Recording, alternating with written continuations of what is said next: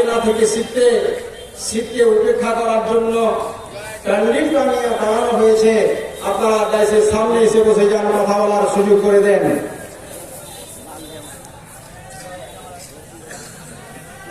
আমি আল্লাহ তাআলা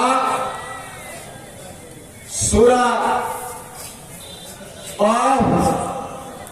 নম্বর 50 আয়াত নম্বর 37 মধ্যে বলছেন যে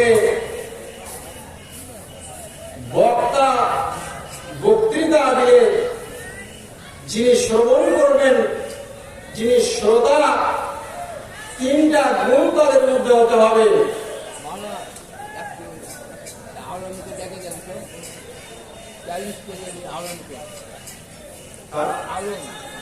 আলম কোথায় আছেন? চাল স্টিলে চাইলের দায়িত্বে যিনি আছেন আলম, তাড়াতাড়ি করে চাইলের ওখানে পৌঁছে যান। তাহলে কি বলতে চাইলাম, আল্লাহ তাআলা সূরা কাফ আয়াত নম্বর 37 মধ্যে বলছেন যে যিনি শ্রোতা হবেন তাকে তিনটি গুণে গুণান্বিত হতে হবে, তিনটি তার বৈশিষ্ট্য হতে হবে। এই তিনটা গুণ নিয়ে আপনাকে আমাকে এখানে উপস্থিত থাকতে হবে। তার মধ্যে একটি হল লিমান কানা লাহু কলবুন, যার হৃদয় আছে। হৃদয় তো সবার আছে, তাহলে এখানে আল্লাহ কেন বললেন যে একটা বক্তার বক্তৃতা শুনে উপকৃত ওই লোকটাই হতে পারে, সে নসিহা গ্রহণ করতে পারে এবং নিজের বাস্তব জীবনে বাস্তব রূপ দিতে পারে। তার জন্য তিনটা জিনিস হতে হবে। এই তিনটা জিনিসের সমন্বয়ে সে একজন যোগ্য শ্রোতা এবং তার জীবনে ভবিষ্যতে কথাগুলো কাজে আসবে। একটি হলো কি, আল্লাহ বলছেন লিমান কানা লাহু কলবুন, যার অন্তর আছে। ও অন্তর প্রত্যেকটা ব্যক্তির আছে, প্রত্যেকটা লোকের অন্তর আছে। কিন্তু আল্লাহ এখানে বলতে চাইছেন যে অন্তরকে একেবারে সজাগ রাখতে হবে, যে বক্তা কি বক্তৃতা রাখছে, কি কথাগুলো আমাদের সামনে ছুটছে, এই কথার দিকে খেয়াল করার জন্য এবং সেটাকে শ্রবণ করার জন্য ভালোভাবে একেবারে আপনার কালকে, আপনার হৃদয়কে, আপনার অন্তঃকরণকে উপস্থিত রাখতে হবে। এটা হলো 1 নম্বর কথা, 1 নম্বর গুণ। দ্বিতীয় নম্বর গুণ হলো যে আপনার কান একেবারে জাগ্রত রাখতে হবে। কথা কি বলছে, বক্তার কথাগুলোর দিকে ধ্যান রাখতে হবে, আপনার কান দিয়ে রাখতে হবে। তাহলে কথাগুলো বোধগম্য হবে, কথাগুলো বোঝার, আপনার বুঝাবার এবং আপনার শ্রবণ করার একটা সহায়তা হবে। আর এটা আপনি এখানে দুইটা কান সবার আছে, কিন্তু যদি আপনি এই জায়গায় বসে আছেন আর আপনার কান যদি অন্যদিকে থাকে, তাহলে বক্তার বক্তৃতায় কোনো কাজ আসবে না। আপনি ভালোভাবে সেটাকে বাস্তব রূপ দিতে থাকতে পারবেন না। যার জন্য আপনাকে কানটাকে সজাগ রাখতে হবে। এখানে উপস্থিত আছেন, দেখা গেল যে উপস্থিত আছেন বটে, কিন্তু কান হয়তো মোবাইলের দিকে লাগিয়ে রেখেছেন, অথবা অন্য কোনো মানুষ গল্প করছে তার দিকে রেখেছেন, সে হলে কথা আপনার বোধগম্য হয়ে উঠবে না। অতএব আপনাকে এই দুইটা গুণ বললাম। আরেকটা হলো কি, শাহিদ, যে শ্রোতা শুনবে তাকে উপস্থিত থাকতে হবে। একেবারে বক্তার সামনে বক্তৃতা শোনার জন্য তাকে উপস্থিত থাকতে হবে, একেবারে শরীরে সম্মুখে হাজির থাকতে হবে। তাই এদিক সেদিক থেকে যারা মনে করছেন যে বক্তব্য শুনবো, অযথা বিক্ষিপ্ত হয়ে ঘুরে বেড়াচ্ছেন, তাদের অযথা ঘুরে না বেরিয়ে আপনারা সশরীরে এখানে উপস্থিত হয়ে যান। এই তিনটি জিনিসকে সামনে রেখে বক্তার বক্তৃতা শোনেন, কাজে আসবে।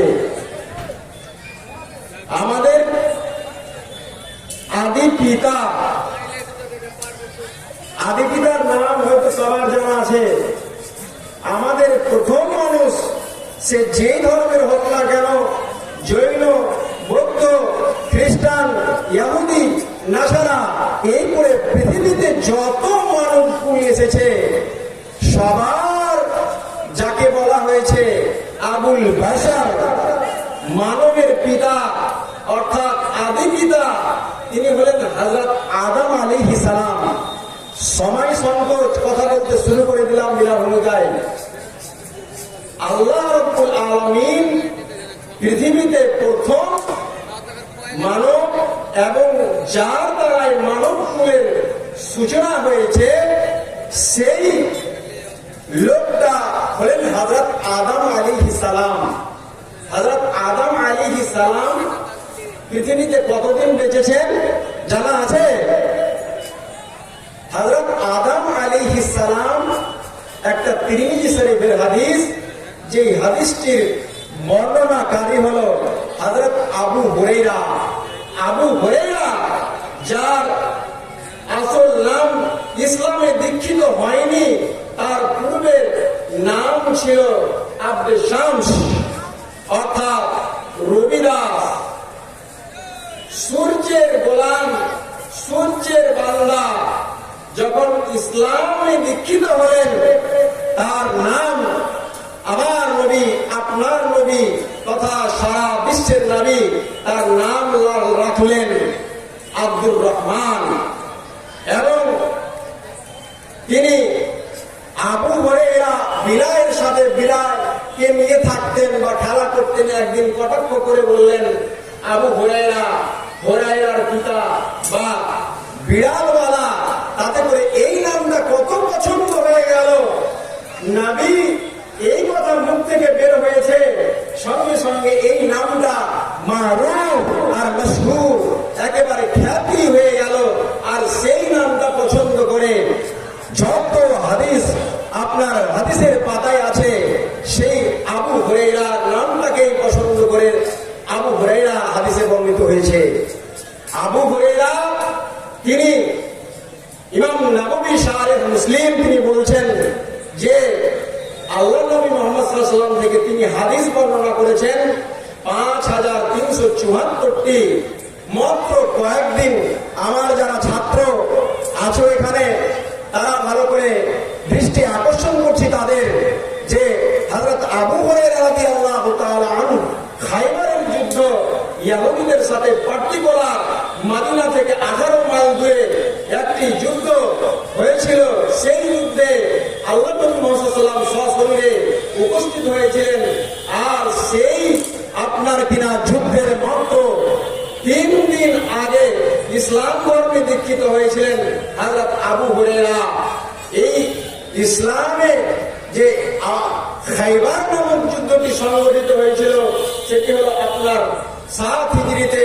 এই 7 হিজরির আপনার কিনা আবু হুরায়রা মাত্র 3 দিন, যুদ্ধের 3 দিন পূর্বে আপনার ইসলামে দীক্ষিত হয়েছিলেন।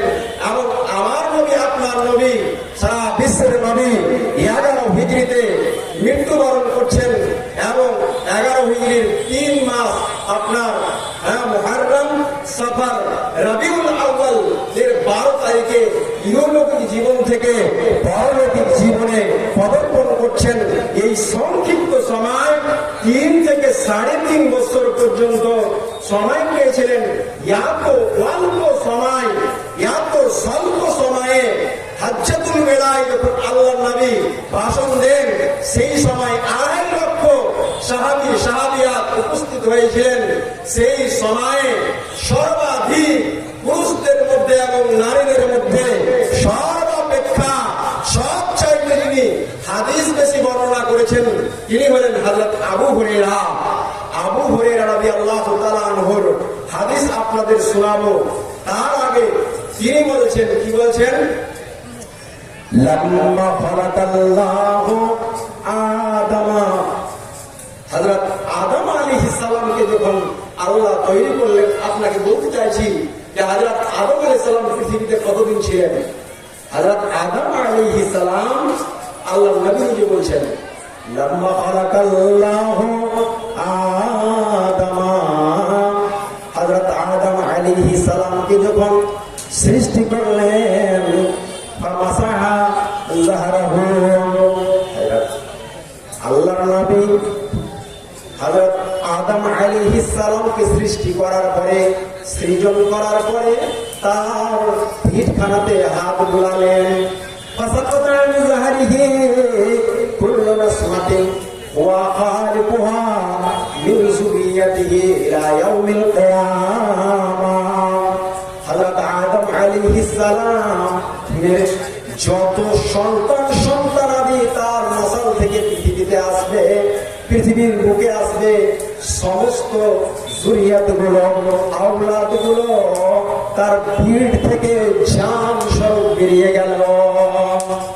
যাওয়ার পর হযরত আদম আলাইহিস সালাম আল্লাহকে জিজ্ঞাসা করছেন, কি জিজ্ঞাসা করছেন? ইয়া রাব্বি মান হাওলায়ে, আল্লাহ গো এরা কারা?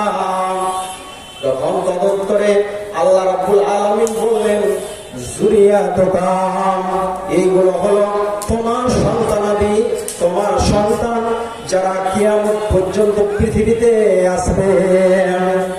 শুধু তাই নয়, এবং সমস্ত যে ছোট ছোট জানগুলো আগা দিকে বের করা হয়েছে, আর আল্লাহ রাব্বুল আলামিন দুই চারটি চোখের মধ্যখানে একটা নূরের ঝলক চমক দিয়ে দিয়েছেন। এই চমক দেওয়ার কারণে আল্লাহ রাব্বুল আলামিনের নবী হযরত আদম আলাইহিস সালামকে ভালো লেগে গেছে। ভালো লেগে যাওয়ার পরে জিজ্ঞাসা করছেন, একজন লোক হযরত আদম আলাইহিস সালামকে দেখে ভালো লেগেছে, বলছেন, আল্লাহ এই লোকটাকে, এই লোকটা এই সামনে দেখছি তার নূরের ঝলক, তার কপালে এত চমক, কে এই লোকটা? তখন হযরত আদম আলাইহিস সালামকে আল্লাহ রাব্বুল আলামিন বলছেন যে ইবনুকা দাউদ, এটা হলো তোমার সন্তান দাউদ আলাইহিস সালাম। এবার আল্লাহ রাব্বুল আলামিনকে জিজ্ঞাসা করছেন হযরত আদম যে এর বয়স কত রেখেছেন? তখন আল্লাহ রাব্বুল আলামিন বলছেন যে কেমন জায়গা, হযরত আদম আলাইহিস সালাম বলছেন যে কেমন জায়গা উন্নাহু, আল্লাহ গো এর সময়সীমা, এর বয়স কত রেখেছ? আল্লাহ রাব্বুল আলামিন বয়সের কথা বললেন যে আপনার কিনা 40 বছর। হযরত আদম আলাইহিস সালাম বললেন যে জিদহু মিন উমরি 40 সানা, আমার বয়স থেকে কেটে 40 বছর দিয়ে দেওয়া হোক। দিয়ে দিলেন। দেওয়ার পরে লম্বা হাদিস, যেহেতু এই হাদিসকে লম্বা হাদিস, এই তাবিল হাদিস, এই লম্বা হাদিসকে উপস্থাপন করে আপনাদের বলতে চাইছি, মুহাদ্দিসিনে কেরাম আপনার হাদিস বিশারদগণ বলেছেন যে হযরত আদম আলাইহিস সালামকে বয়স দেওয়া হয়েছিল আপনার 1000 বছর পর্যন্ত। 1000 পর্যন্ত বয়স দেওয়া হয়েছিল হযরত আদম আলাইহিস সালামকে। তারপরের নবী হলেন হযরত নূহ আলাইহিস সালাম। নূহ আলাইহিস সালাম পৃথিবীতে কতদিন বেঁচেছেন সেই ব্যাপারে আনকাবুত আপনার আয়াতে আল্লাহ রাব্বুল আলামিন বলছেন, ওয়ালাকাদ আরসালনা নূহান ইলা কওমিহি ফালাবিসা ফীহিম ইল্লা 50 আমা। আল্লাহ রাব্বুল আলামিন বলছেন, আমি আমার নবী নূহকে পাঠিয়েছিলাম দুনিয়ার বুকে, দুনিয়াতে তার সম্প্রদায়ের নিকট, তার সমাজের নিকটে কতদিন থেকে ছিল আল্লাহ রাব্বুল আলামিন নিজে ঘোষণা করে বলছেন, আলফা সানা ইল্লা 50 আমা, এক নয় দুই নয়, আপনার কিনা 1000 বছর পর্যন্ত, 50 কম 1000 বছর পর্যন্ত দুনিয়াতে থেকেছে। তাহলে নূহ আলাইহিস সালাম পৃথিবীতে আপনার 1 নয় 2 নয় 950 বছর পর্যন্ত পৃথিবীতে থেকেছেন হযরত নূহ আলাইহিস সালাম। এবার তারপরে নবী, চটচট করে বলছি, তারপরের নবী ধরে নিলাম হযরত নূহ আলাইহিস সালাম। মুআদ্দিসগণ বলছেন যে হযরত ইব্রাহিম আলাইহিস সালাম পৃথিবীতে কতদিন বেঁচেছেন? 350 বছর পর্যন্ত হযরত ইব্রাহিম আলাইহিস সালাম বেঁচেছেন। তারপরে নবী ধরে নিলাম আল্লাহর নবী খাতামুল আম্বিয়া, সর্বশেষ নবী, আমাদের নবী তথা মুহাম্মদ রাসূলুল্লাহ সাল্লাল্লাহু আলাইহি ওয়াসাল্লাম বেঁচেছেন কতদিন পৃথিবীতে? হযরত ইব্রাহিম আলাইহিস